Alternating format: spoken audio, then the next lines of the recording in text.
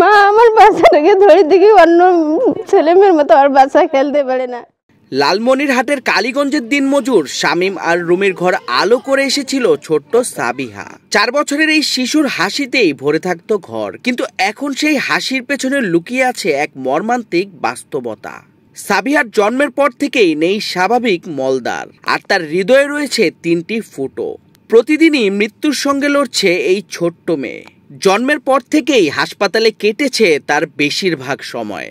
স্থানীয় এক চিকিৎসক বিকল্পভাবে পেটের ভেতর দিয়ে মলত্যাগের পথ তৈরি করে দেন, কিন্তু সাবিহার বাঁচার জন্য এখন দরকার বড় একটি অপারেশন, যার খরচ প্রায় 5 থেকে 6 লাখ টাকা।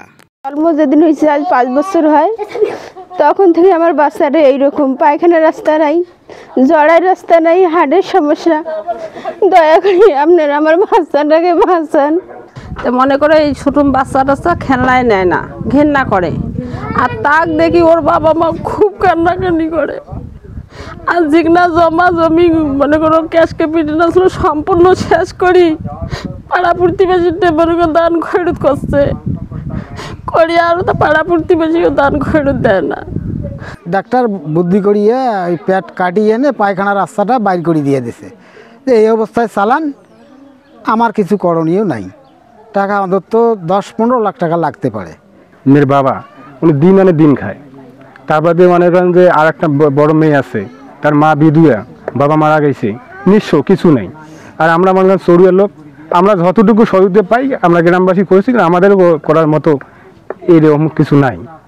তবু আমার দেশবাসীর ওপর একটাই দাবি যে বাচ্চাটা সুস্থ করার জন্য আপনাদেরও মেয়ে হয়তো এরকম হতে পারে, যদি আপনারা এরকম সহযোগিতা এগিয়ে আসেন, বাচ্চাটা সুস্থ হলে সে বড় হলে দোয়া করবে, আপনারা অনেক হয়তো আখিরাতে জান্নাতবাসী হবেন। সাবিহার মা রুমি বলেন তারা সব বিক্রি করে দিয়েছেন, ধার দেনায় ডুবে আছেন, তবুও মেয়ের চিকিৎসা চালিয়ে যাচ্ছেন, কিন্তু এখন আর সামর্থ্য নেই।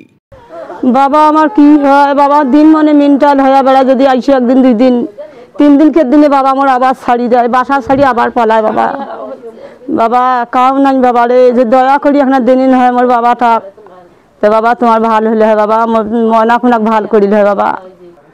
বাচ্চাটা কিছুদিন ওই সাইড দিয়ে পায়খানা এসে আস্তে আস্তে কিছুদিনের মধ্যে ওই জিনিসটা ঢুকে গেছে ভেতরে, আবারও মেডিকেলে গেছে, চিকিৎসা পাতি আবার করছে, করার পরে যেমন এই পয়সা করি নাই, ভাগি যদি প্রতিবেশী আত্মীয় স্বজন সবাই একটু করে হেল্প করছে, হেল্প করার পর তার সবারই ঠেকে গেছে হেল্প করা।